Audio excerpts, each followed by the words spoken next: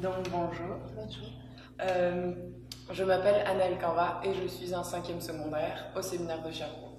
Lors de notre cours de biologie, on fait un projet qui s'appelle Intégrède, qui vise à sensibiliser la population québécoise sur l'arrivée des nouveaux immigrants. Donc aujourd'hui, on va faire des entretiens avec Achille Kaba et Madame Olga Lavrinenko. Donc, ils sont arrivés au Québec le 26 octobre 2014. Ils ont 4 enfants de 8 ans, 5 ans, 3 ans et 6 mois. Et donc, ils vont nous parler aujourd'hui de leur parcours personnel et de leur impression sur le Québec. Donc, première partie, parcours personnel. Achille et Olga, quels sont vos pays d'origine respectifs? Je suis russe et mon mari il est béninois. D'accord. Et quels ont été votre parcours personnel avant d'arriver en Estrie? J'ai étudié le droit dans l'université et en même temps j'ai travaillé dans les banques. D'accord. Et puis, moi, j'ai quitté le Bénin pour la Russie, où j'étais allé pour étudier. Et pendant mes études, j'ai rencontré Olga.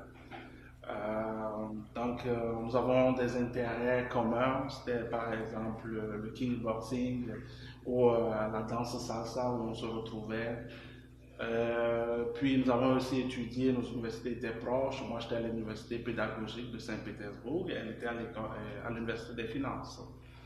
Donc, nous avons toujours voulu, à travers notre métissage, avoir un pays qui nous permette, par exemple, de mieux nous sentir à l'aise et je veux dire aussi, non seulement de se sentir à l'aise, mais de pouvoir se soutenir l'un l'autre. On avait toujours pensé à l'Allemagne, parce que moi j'étudiais l'allemand, mais on s'est dit non, les gars, ça fait déjà trop de langues pour les enfants, et le russe, le français et l'allemand, c'est beaucoup. Donc à partir du moment, on ferait mieux de prendre par exemple un pays francophone. Donc c'est dans nos investigations que nous avons fini par choisir le Québec, où nous sommes aujourd'hui. D'accord. Et votre pays d'origine, est-ce qu'il a eu un impact majeur sur votre cheminement personnel?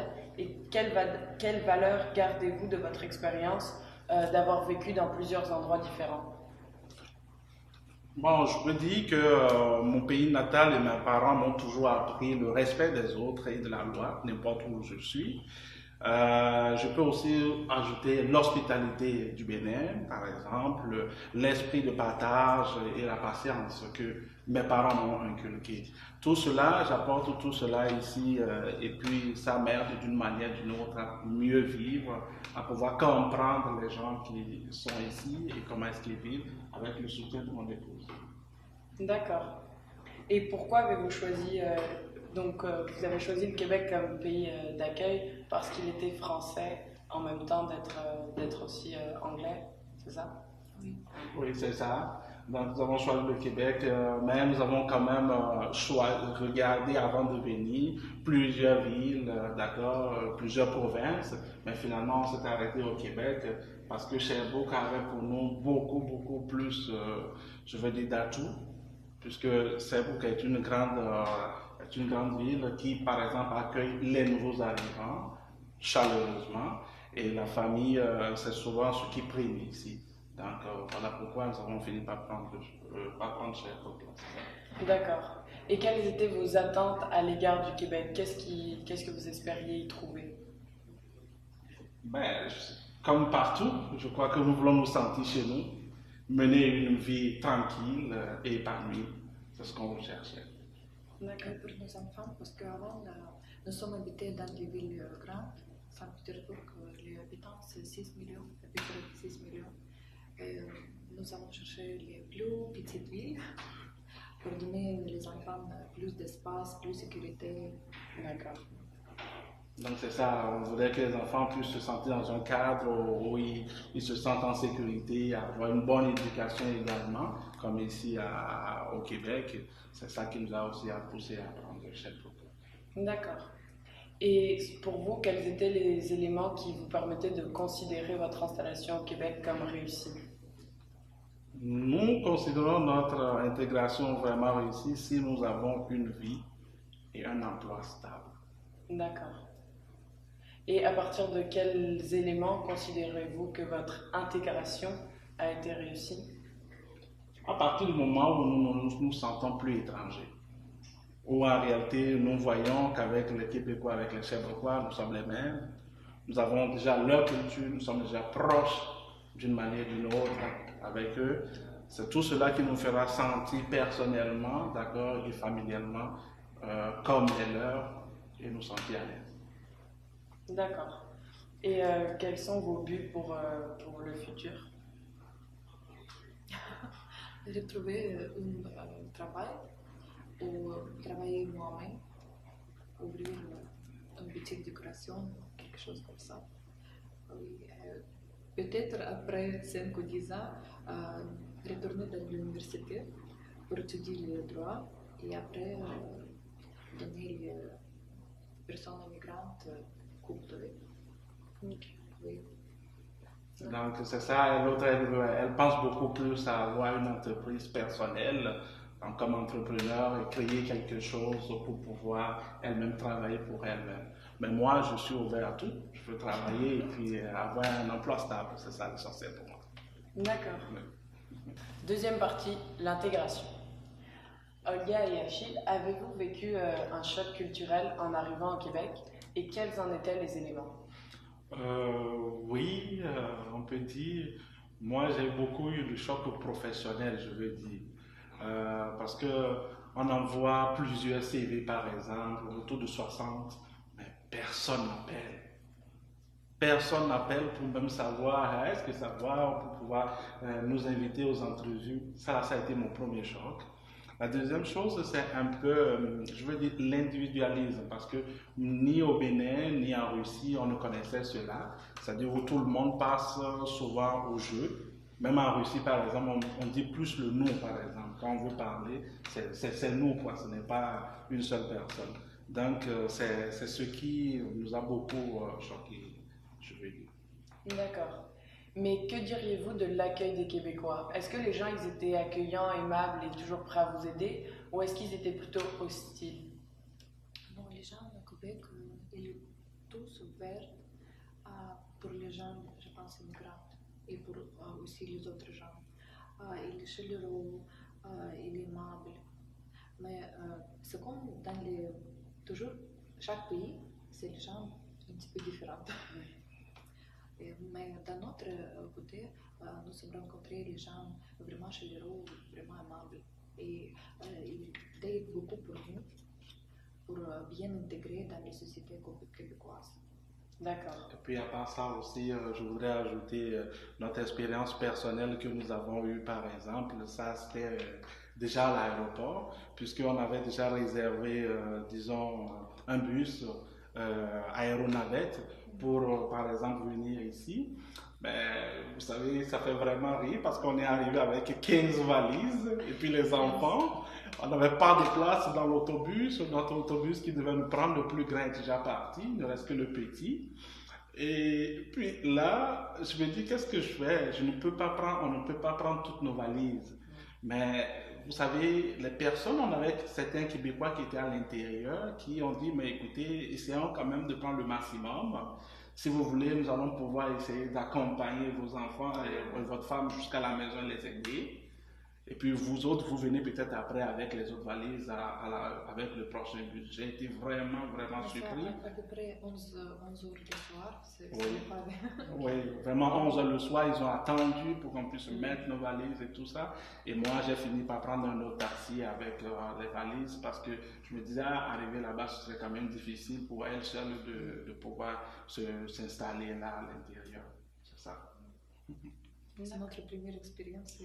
Ça va bien passer. Oui, ça s'est bien passé, on a été bien accueillis, donc ça nous a beaucoup motivés et on a dit bien, c'est bien ça. Et nous sommes rencontrés aussi une vraiment bonne amie ici, c'est Michelle.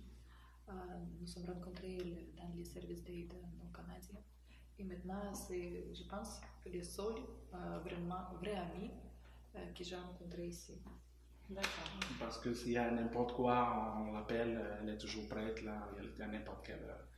Donc ça motive quand même quelque part. C'est ça. Et comment vous vivez le Québec en général, le climat, la politique, la culture? Qu'est-ce qu'il y a de différent avec vos pays d'origine? Pour Achille, je pense que c'est vraiment différent, mais pour moi, c'est quand même la même chose parce que en Saint-Pétersbourg, c'est le climat humidité comme ici, et c'est le météo, c'est presque la même chose. Oui, parce que le problème du climat, c'est peut-être avec moi, mais moi, après avoir vécu là-bas en Russie, c'est bien la même chose. Je veux dire que le climat de Sherbrooke et de Saint-Pétersbourg, ils sont aussi capricieux. Ou parfois, même pendant le printemps, on peut encore avoir de la neige, où il fait froid. C'est normal. Mais le climat politique est tout à fait autre chose. Aussi bien du Bénin, de la Russie qu'ici. Mais on s'adapte, c'est ça. D'accord.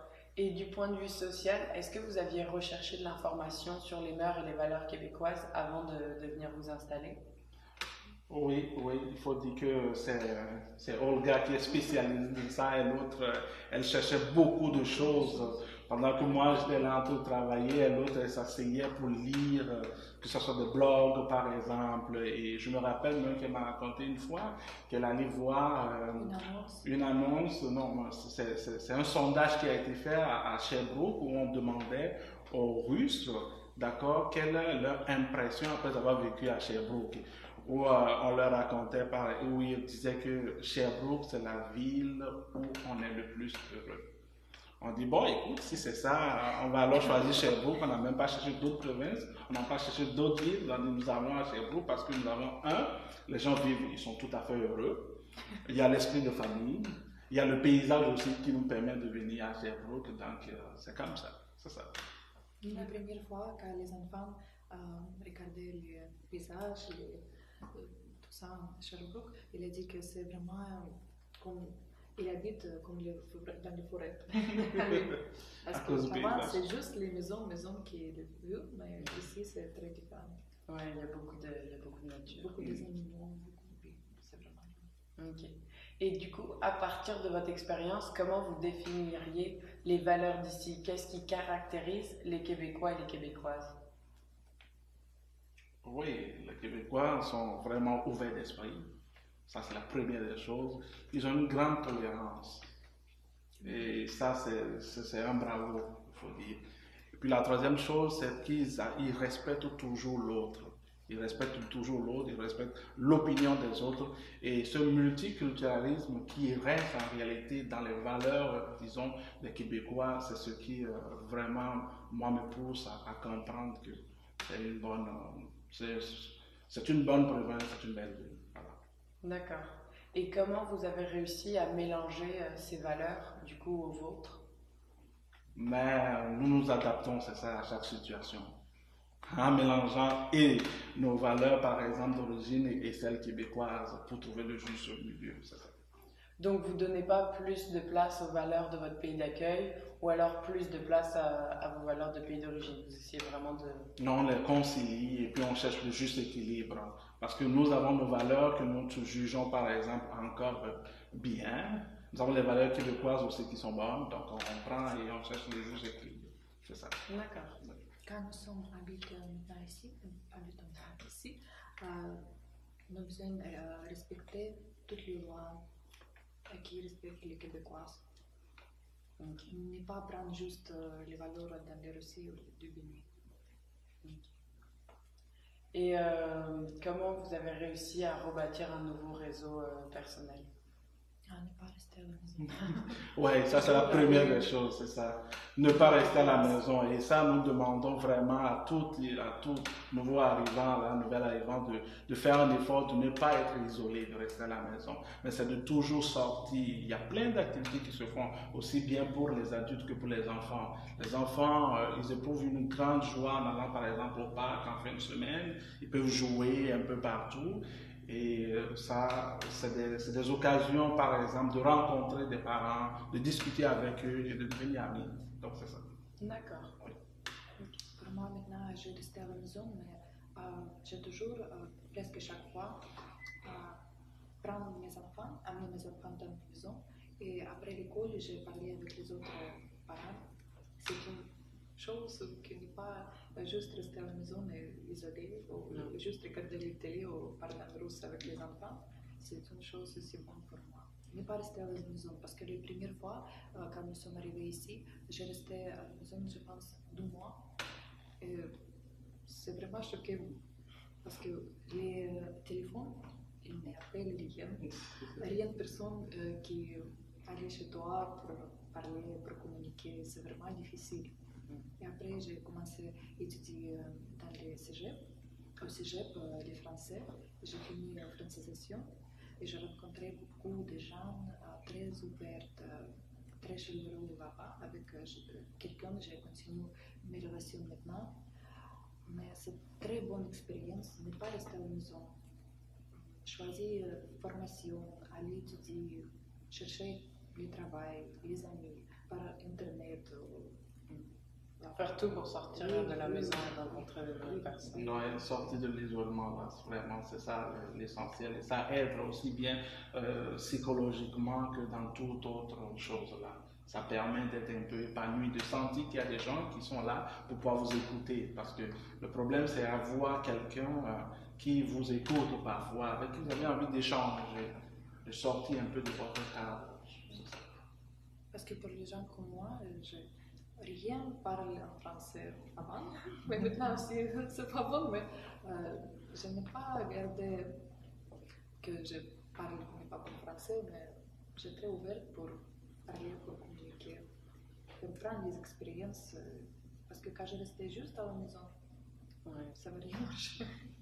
Ouais, il faut aller voir le monde pour pouvoir mieux comprendre la langue, etc. Oui. Troisième partie, le message à délivrer. Donc, qu'est-ce que vous avez trouvé de facile ou aidant lorsque vous êtes arrivé à Sherbrooke? Les aidants, je pense, c'est que le ministère de l'immigration, il organise les francisations pour les personnes migrantes. C'est vraiment une bonne chose pour nous, pour les gens qui ne peuvent pas parler français. Et puis aussi, il y a aussi le climat de paix, parce que si par exemple on envoie les enfants peuvent aller n'importe où jouer là, on sait qu'en tout cas il n'y a pas de problème, et il y a la sécurité de toute façon. Ça, c'est une chose qui psychologiquement aide déjà. D'accord. Quelles sont les autres choses qui vous ont agréablement surpris dans l'attitude des Sherbrookeois? C'est leur ouverture à pouvoir aider, même si par exemple ils voient que certains chemins sont fermés, ils sont toujours ouverts quand même à donner des pistes de solutions pour aider. Et ça c'est agréable. D'accord. Et est-ce qu'il y a eu des mots ou des gestes a priori anodins qui vous ont encouragé et qui vous ont fait sentir un peu plus chez vous? Oui, les invitations qu'on a par exemple de nos amis ou de nos connaissances, ou quand le fait de sortir ensemble fait que nous nous sentons comme chez nous, c'est ça. D'accord. Et à l'inverse, est-ce qu'il y a eu des attitudes de la part de certaines personnes qui vous ont blessé ou qui ont remis votre choix de venir vous installer ici? Oui, il y en a, mais pour nous autres, pour notre famille, nous faisons primer en réalité les bonnes attitudes par rapport aux mauvaises. D'accord. Et selon vous, quelle est la responsabilité des migrants, qu'ils soient immigrants économiques ou réfugiés, face au pays qui les accueille? La première des choses, c'est d'abord de respecter la loi, d'accord, les étiquettes et puis les codes du pays d'accueil. Ça, c'est vraiment important. Parce que lorsqu'on fait un choix de venir quelque part, il faut vraiment respecter les règles et la loi de ce pays-là. D'accord. Et qu'est-ce qu'ils devraient faire pour faciliter leur intégration? Ils doivent certainement s'adapter, d'accord, à leur nouvelle vie, tout en gardant en réalité leurs valeurs et en respectant les valeurs du pays d'accueil. Ok. Et à l'inverse, que pourraient faire les Sherbrookeois pour aider l'intégration des immigrants économiques ou des réfugiés? Ça, je voudrais simplement dire aux Sherbrookeois qu'ils doivent comprendre que le parcours d'un immigrant est long et très lourd et qu'il faut juste les encourager. Le seul fait de pouvoir les écouter, d'échanger avec eux, de les inviter parfois à je sais pas, de petites sorties, ça aide quelque part. Il faudrait qu'ils se sentent un peu chez eux parce que celui qui choisit immigrer, il a déjà perdu son pays d'origine quelque part. Il a une nouvelle communauté, il a une nouvelle vie qui commence et il veut vraiment partir du bon pied. C'est juste les encourager. D'accord. Ben, merci beaucoup pour cet entretien. Ça nous a vraiment beaucoup appris sur ce que vit la réalité des immigrants qui viennent en Estrie. On espère que vous réussirez à avoir un beau futur ici. Merci beaucoup. Merci. Merci. Merci pour l'invitation.